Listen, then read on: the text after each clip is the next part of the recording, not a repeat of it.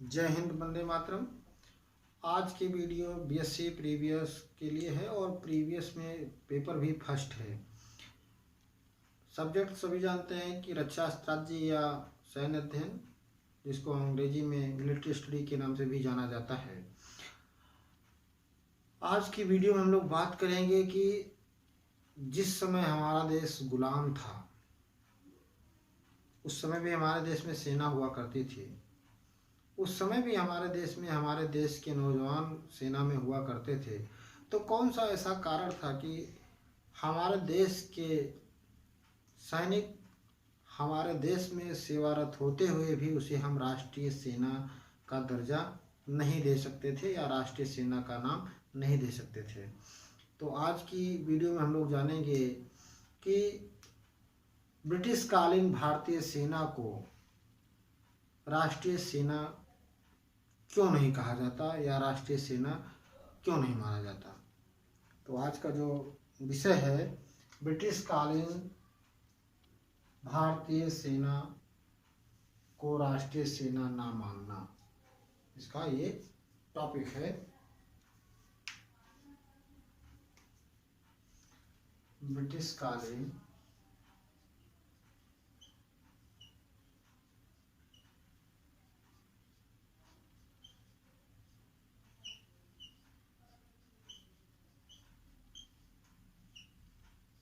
भारतीय सेना को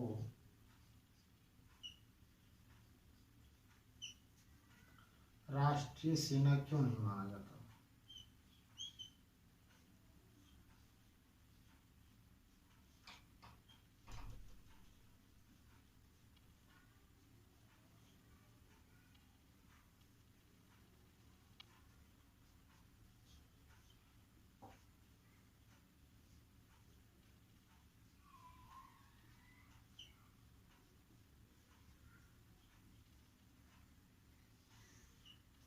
कहने का आशय तो समझ ही गए होंगे। देश भी अपना, सैनिक भी अपने, सब कुछ अपना होते हुए भी ऐसी कौन सी वजह थी जिसके कारण हम अपने ही देश के सैनिकों को अपने ही देश में राष्ट्रीय सेना या राष्ट्रीय सैनिक के रूप में उसे परिभाषित नहीं कर सकते। आइए इसको बिंदुवार जानते हैं, क्या था इसका कारण।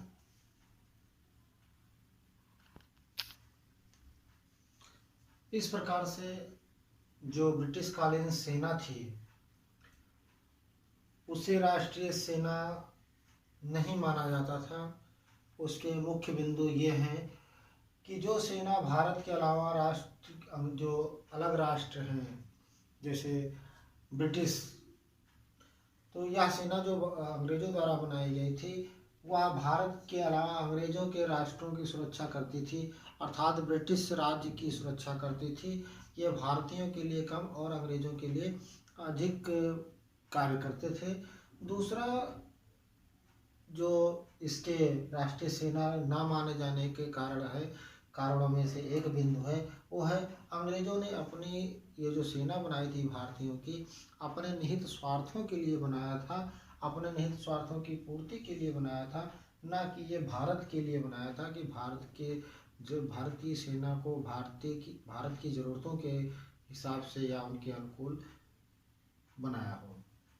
तीसरी चीज़ है, ब्रिटिश काल में जो सेना में भर्ती की जाती थी वो बहुत ही मतलब निम्न कोटि के, जैसे सबसे छोटे ओहदे पर जैसे एक सैनिक है तो उच्च वर्ग में इनको सम्मिलित नहीं किया जाता था। इनको सिर्फ लड़ाकू, जहाँ पर सैन्य कार्रवाई करना है, जहाँ पर आमने सामने की लड़ाई करना है, जहाँ पर अत्यधिक मात्रा में हानि होने की संभावना है, फ्रंट लाइन पे इनको रखा जाता था।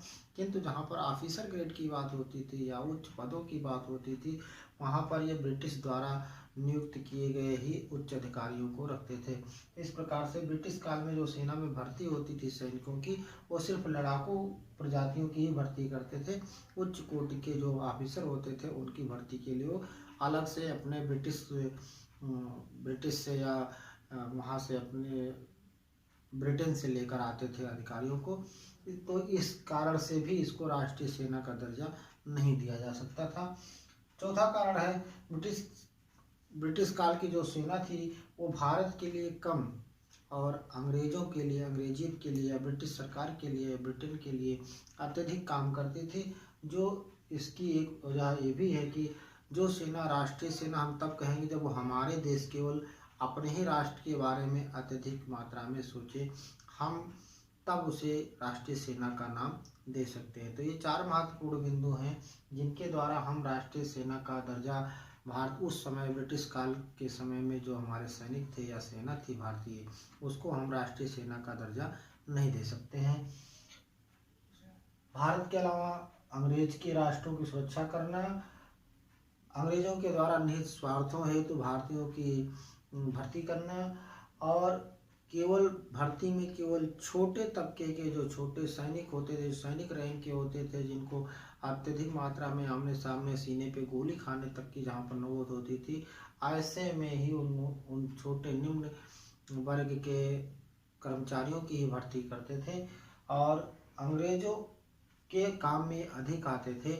अंग्रेजियत के लिए बहुत, ब्रिटिश सरकार के लिए, ब्रिटेन के लिए काम आते थे अत्यधिक मात्रा में, अपने लिए अपने देश के सुरक्षा के लिए इनको ज़्यादा उपयोग किया करते थे।